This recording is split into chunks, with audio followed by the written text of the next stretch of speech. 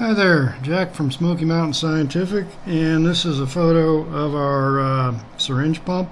You'll see down here that the width of this, the overall dimension, is significantly larger than what I had thought it was, but we can work with that.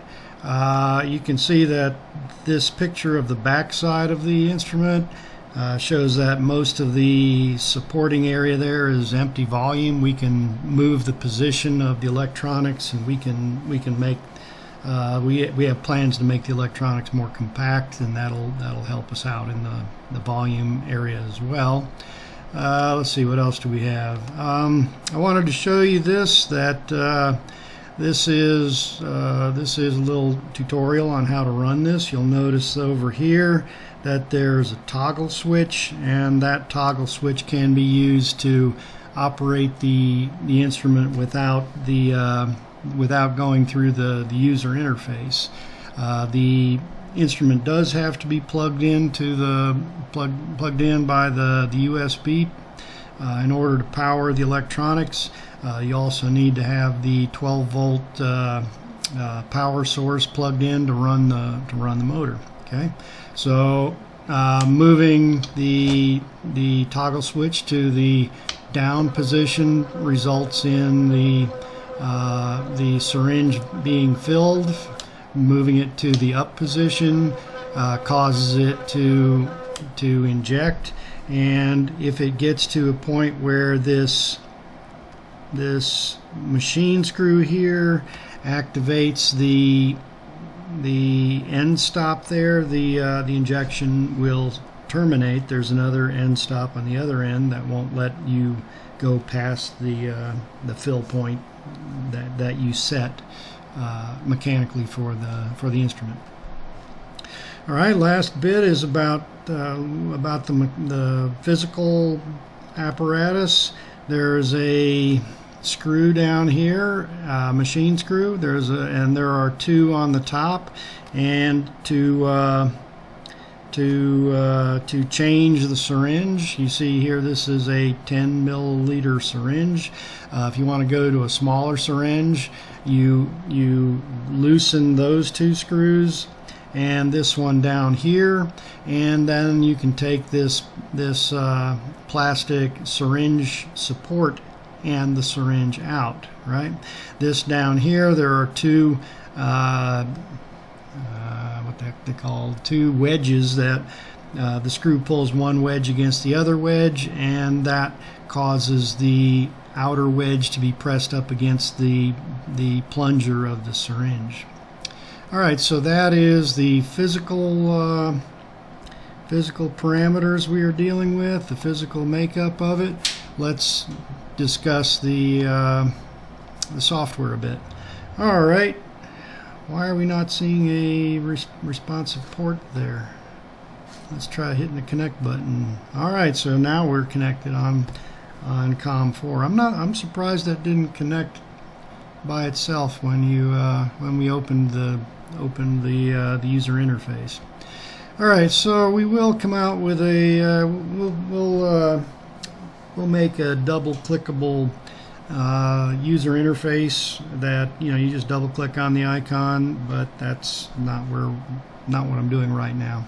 Anyway, clicking on the connect button, you can see that we did connect with the instrument on COM4. We have a reading of the current volume. We have a zeroing the volume button here, right? So if we use the toggle switch to inject some solution, you can see we're getting a reading over here of the volume that was injected. If we want to zero that, we'll hit the zero button. Pushing the toggle switch down, we're now withdrawing solution, and the volume that has been withdrawn is listed as a negative number. Once again, we can zero that. All right, in this lower panel, we have a radio button that allows us to either inject or to withdraw solution. If it's set to inject, then we're going to inject 200 microliters at a speed of 40 microliters per second. Let's see. To do that, we hit the run button, and it takes a little time for the thing to go. We got a pause button over here, and after you paused it, you can hit it to unpause again, and that will run it up till it thinks it's at 200 microliters. I'm not sure why that doesn't go closer to 200 microliters. The resolution should be about 2.5 microliters with the current settings. Alright, so let's see, that's the inject. We withdraw, same business. You just run it the same way. It's going to be counting down to 0 at this point, and when it gets to 0 it stops. Alright, below that we have a load file, write file, syringe, and some text boxes down here. Okay, so this says that we are currently set up for a 1 milliliter syringe A that has a plunger diameter of 3.58 millimeters.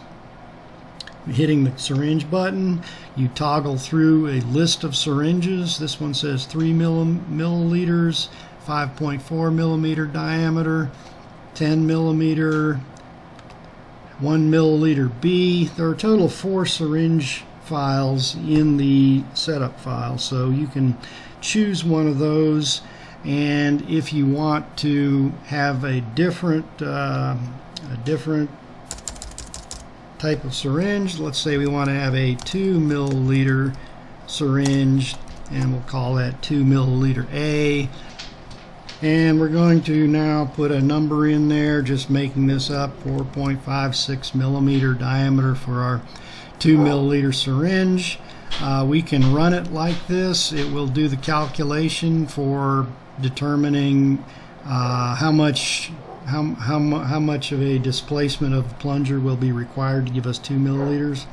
The other thing we can do is we can write a new file, right? So if you click the Write New File button, then you're going to have you're going to add a new file down here.